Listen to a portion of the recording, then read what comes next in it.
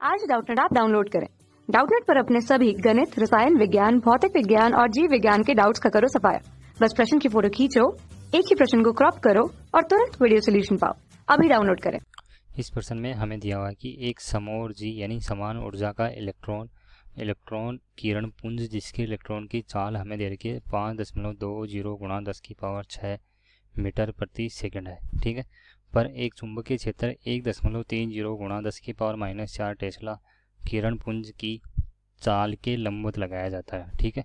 किरण पुंज द्वारा आरेखित वृत्त की त्रिज्या कितनी होगी यदि इलेक्ट्रॉन के E/m का मान हमें यहाँ पे दिया हुआ हो, जो कि कितना दे रखा है, वो दे रखा है 1.76 गुणा 10⁻11 कूलाम पर किलोग्राम, ठीक है। अब दूसरे बिंदु में हमें ये पूछा है कि क्या पूछा है कि क्या जिस सूत्र को ए में लाया गया है वह यहाँ पे भी 20 मेगा इलेक्ट्रॉन वोल्ट के किरण पुंज की त्रिज्या को परिकलित करने के लिए प्रयुक्तिप्राप्त है या नहीं। यदि नहीं है तो किस प्रकार इसको संशोधित किया जा सकता है, वो यहाँ पे हमें बताना है। तो पहले हमें देखो यहाँ पे इलेक्ट्रॉन की चाल हमें दे रखी है, यानी इलेक्ट्रॉन की चाल हमें v बराबर जो कि वेग हमें दे रखा है वो दे रखा है 5.20 गुणा 10⁻6। उसके बाद में यहाँ पे क्या दे रखा है, चुंबकीय क्षेत्र दे रखा है जो कि क्या है 1.30 गुणा 10⁻⁻4, ठीक है। अब यहाँ पे देखते हैं तो आगे क्या है, E/m का मान हमें यहाँ पे दिया हुआ है जो कि कितना है 1.76 गुणा 10⁻11, ठीक है। अब ये इलेक्ट्रॉन क्या है, एक तरह से एक इलेक्ट्रॉन अगर लंबवत से किसी चाल के साथ अगर लंबवत प्रवेश करता है चुंबकीय क्षेत्र के, तो जो कण का जो पथ होता है वो क्या होता है, एक तरह से वर्ताकार पथ होता है, ठीक है। तो यहाँ से देखो ये है r त्रिज्या के मान लेते हैं, वो त्रिज्या है किसकी, r है, और r त्रिज्या में इसकी वेग की दिशा क्या है, इसके चुंबकीय क्षेत्र के क्या है, लंबवत है। तो यहाँ पे देखो ये v और b यानी अगर देखें तो इसके ऊपर चुंबकीय क्षेत्र के लंबवत दिशा है, तो यहाँ से इसके ऊपर अगर लगने वाला बल अगर निकालेंगे तो कौन सा बल लगेगा, यहाँ पे लोरेंज बल लगेगा, ठीक है। और हमें बताया अगर v वेग हो, क्यों आवेश हो, b चुंबकीय क्षेत्र हो, तो उसके लिए जो बल लगने वाला बल है वो किधर की तरफ लगेगा, इसमें अंदर की तरफ लगेगा। और बाहर अगर ये वर्षाकार कक्षा में चक्कर लगाया तो इसके लिए क्या होगा, यहाँ पे एक इसके ऊपर अभिकेंद्रीय बल लगेगा जो कि क्या है, बाहर की तरफ mv की घात 2/r, जो कि क्या है, r क्या है, इसकी त्रिज्या।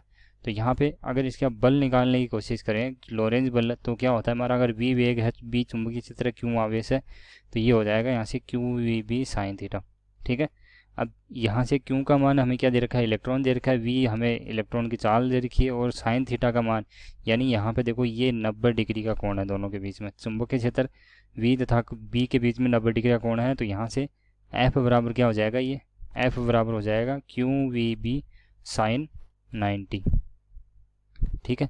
साइन 90 होगा, ई की जगह में क्या है, क्यों की जगह क्या लिख दूंगा, ई, और वी बी, और साइन 90 का मान क्या हो जाएगा, एक हो जाएगा। तो यहाँ से देखो एफ बराबर क्या आ गया हमारा, ये आ गया। ये बल ये मान किसके बराबर होना चाहिए, यहाँ पे mv की घात 2/r के। तो यहाँ से देखो v से हमारा क्या कट गया, और r का मान क्या आ गया यहाँ से mv/eb,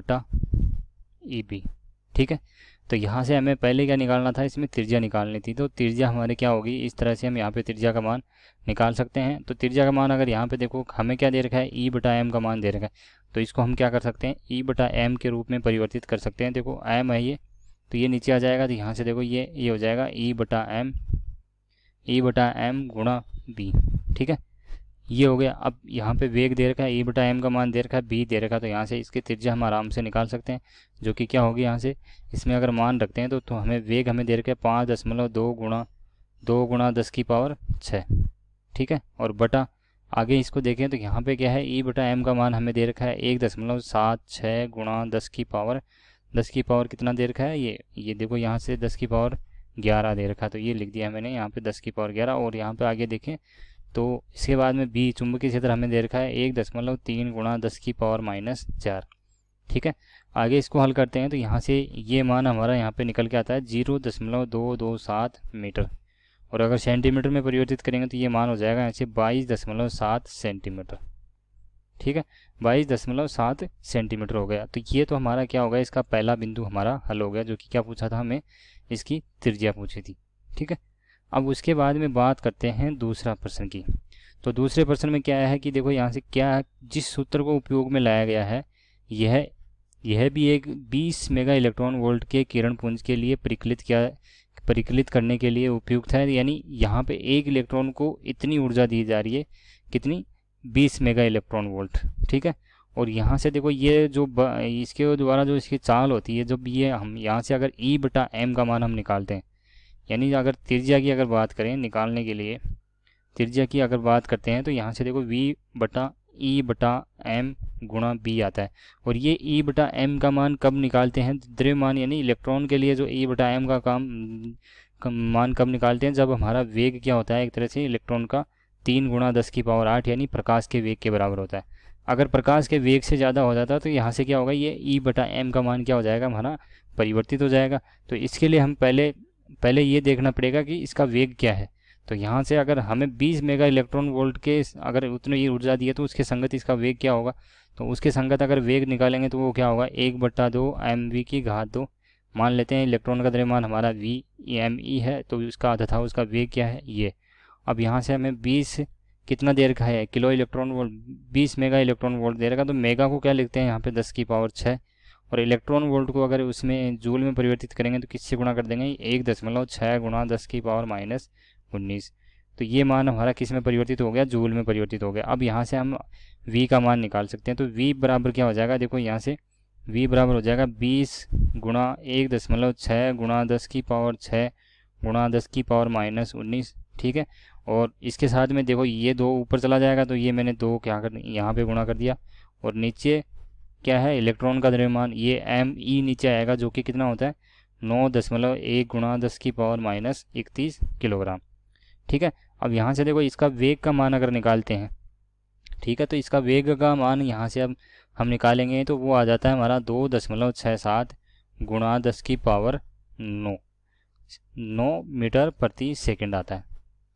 अब ये देखो ये वेग क्या है हमारा, 3 गुणा 10 की पावर 8 से क्या है, बड़ा है, ठीक है। ये क्योंकि 10 की पावर 8 है, यहाँ पे 10 की पावर 9 है, तो यहाँ से ये वेग हमारा क्या है, इससे बड़ा है। तो यहाँ पे देखो ये त्रिज्या का मान यहाँ से हम निकाल नहीं सकते इसे, और अगर इससे त्रिज्या का मान भी निकालेंगे तो वो क्या आएगा, एक एक्यूरेट मान नहीं आएगा हमारा। तो इसके लिए हम क्या करेंगे, पहले जो यहाँ से जो E बटा M का मान है, यानी जो द्रव्यमान होता है इसका 9.1 गुणा 10 की पावर -31, ये द्रव्यमान क्या है, E बटा M के मान में M हमारा क्या हो जाता है, परिवर्तित हो जाता है अगर प्रकाश के वेग से ज़्यादा वेग लेते हैं, ठीक है। क्योंकि वो किस सिद्धांत के आधार पर देखेंगे, वो देखेंगे हम आइंस्टीन का जो सापेक्षिकवाद का सिद्धांत है उसके आधार पर। तो आइंस्टीन ने बताया कि जो द्रव्यमान होता है वो किन किन बातों पर निर्भर करता है।